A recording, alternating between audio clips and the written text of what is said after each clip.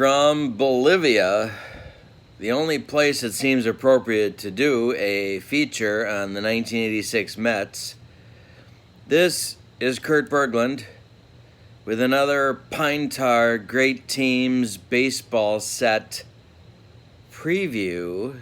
Today, the 1986 Mets, winners of 108 ball games during the 1986 baseball season, with a loaded lineup, lots of pitching. But will they dominate the great teams, leagues, and tournaments that you set up? We're going to talk about that in the next few minutes. First, the lineups.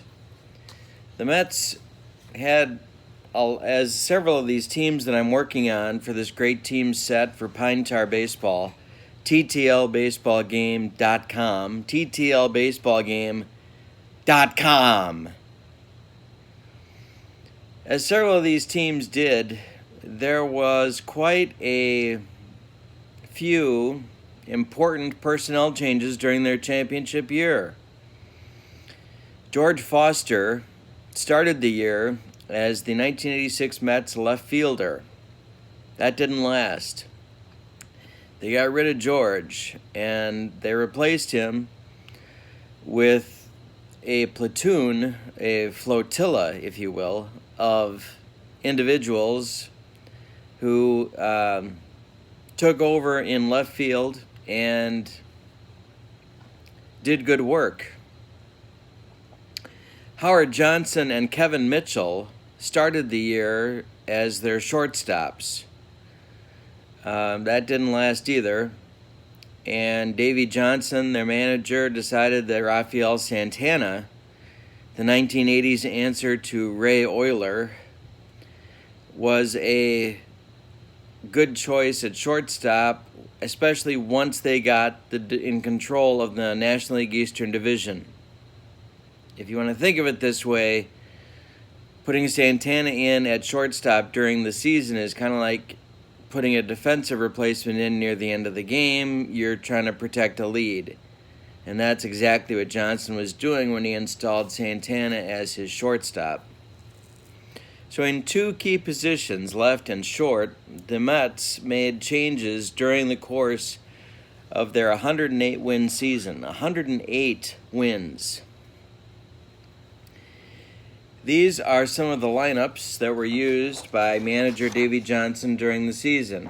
Versus left-handed pitching, Mookie Wilson in center field, Kevin Mitchell in left field, Keith Hernandez at first base, Gary Carter at catcher, Darryl Strawberry in right field, Ray Knight at third, Tim Teufel, an acquisition by the Mets before the 1986 season, to platoon at second base, Rafael Santana at short, and then your pitcher at pitcher. Against right-handed pitching, Lenny Dykstra was the center fielder, Wally Backman was at second base, Keith Hernandez was at first base, Gary Carter was the catcher, Strawberry in right, Wilson in left, Knight at third, Rafael Santana at short, and a pitcher as the pitcher. It's a very good team. If you look at their defensive percentage, they're right on in terms of error percentage, fielding percentage. They're right on the league average. If you look at the key players playing key defensive positions, Dykstra, Santana, even Carter, although his throwing arm had declined from his peak years, were all very good. Second base defense, not so good. Teufel actually had reverse splits as a second baseman, but is still good against lefties. Backman, excellent at getting on base against righties, but won't dazzle you turning the double play, or for that matter, having range more than a step and a dive to either side as a second baseman. So, where do they fit? Well, let's talk about them for a minute. You will find with the 1986 Mets Pine Tar team that there's excellent starting pitching, starting rotation of Gooden, Darling, Ojeda, and Fernandez. And if you want to go 5, you can with Rick Aguilera or Rick Anderson. The bullpen is excellent. They have 3 people at the end, any of whom can close: Doug Sisk, Jesse Orosco, and Roger McDowell, also known as the second spitter. So we come back to this question: where do they fit in this set? Are they going to dominate a great teams league or a great teams tournament? Here are my thoughts. Yes, they won 108 games, but in your great teams league, in your great teams tournament, they're not going to be playing the 86 Cubs. They're not going to be playing the 86 Padres. They're going to be playing the greatest teams in a 25-year span, many of whom are among the greatest ever to play baseball. So it's logical to think to yourself, okay, well, how did they do in playoff performance? Well, against the 1986 Astros, a classic ALCS, it took them 6 games to dispatch of the Astros. The Astros were a good team. They certainly were built on speed and defense and excellent pitching.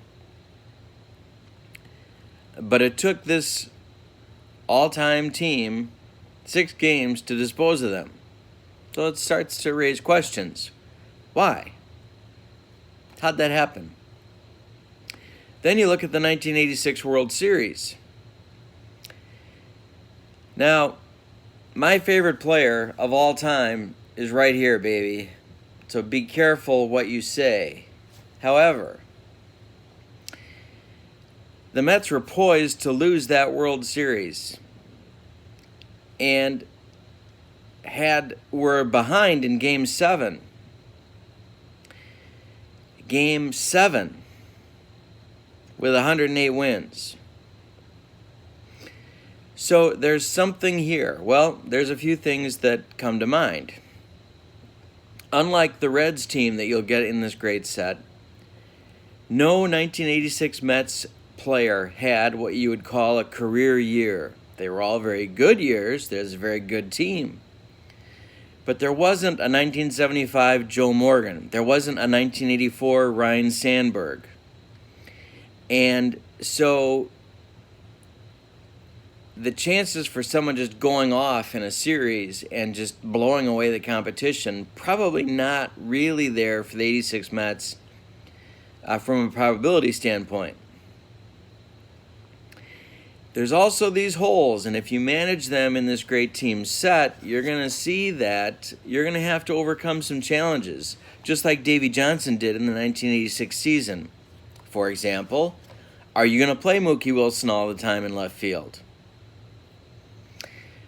Great guy, from all accounts. Mookie Wilson is apparently one of the greatest people on the planet. But is he your idea of an all-time left fielder? Or are you going to go with Kevin Mitchell? Just starting out a productive major league career, not going to win any gold gloves. How he found his way to shortstop for this team, yikes, I don't know. There's also guys on the bench that can play in left. Lee Mazzilli, Danny Heap. You have a little bit of a mystery there, and you also have a mystery at shortstop. Do you want the 1980s answer to Ray Oyler playing shortstop for you? Well, except without the glove being quite as good as Ray's. So I don't know what that makes him. Dick Tracewski? So you will have some interesting managerial choices to make with the Mets in this set. Having said that, you're going to score a bunch of runs, and you're going to also pitch very, very well, especially through your 1 through 4 starters, and a bullpen that's pretty darn good. So it's a great team, no question. Had a fantastic season, and it'll be very interesting to me to see how they do in your great teams, tournaments, and seasons that you set up. Very interesting indeed. I hope you have a great day. So long, everybody.